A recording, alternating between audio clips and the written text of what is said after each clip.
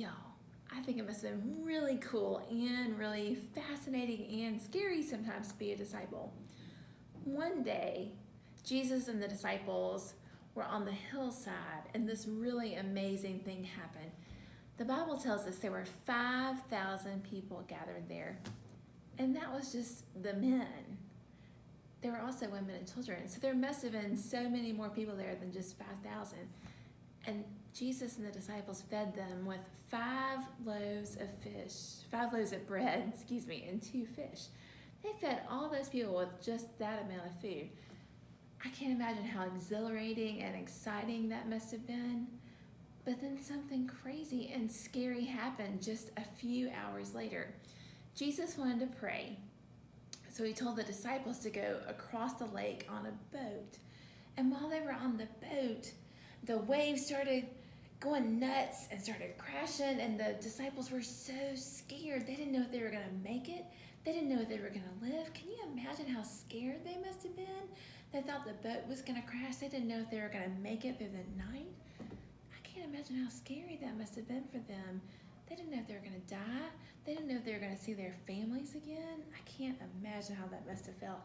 They probably yelled and screamed for help. They might have held each other. They might have held the side of the boat. They finally made it to the shore, and they probably scrambled to the shore, and they were probably exhausted because they didn't get any sleep. They probably didn't know which way was up. So all of a sudden, that next morning, they saw something crazy. They looked to the water, and they hadn't had any sleep. Just remember that. Don't forget that. They saw something weird on the water. They saw something that looked like a ghost, and it was walking on the water. Do you know who it was? It was Jesus, and he was walking on the water. They couldn't believe it. Like, I wouldn't have been able to believe it either. Can you imagine that? It was Jesus, and it must have scared them, and he must have sensed that. Jesus sensed that and said, "Don't be afraid." They were so exhausted. They didn't know which way was up. They were so scared, and they thought they were seeing this ghost, and they were like, "Whoa, Jesus, what's up? What's happening? What's up?" And he said, "Take heart. Don't be afraid." Take heart, that's kind of a fancy word, but that means trust me. Take heart. Breathe in, breathe out. Don't be afraid. Today in our Staycation Bible School, you're going to talk about trust.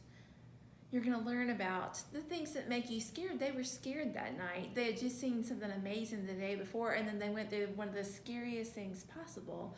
So you're going to talk about some things that make you scared, and there's lots of things in the world that can make us scared right now. I mean, there's a pandemic going on. There's been lots of illness. There's been lots of things that can make us scared. You might have had some people in your lives that have been sick lately, and that's just what's happening.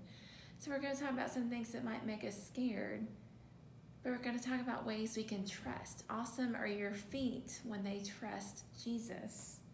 We're going to talk about things that give us hope, because when they saw Jesus, when they finally realized it was him, when they could finally breathe and realize it was him, they could have a little bit of hope, because they had made it through that scary night, so they could hope again.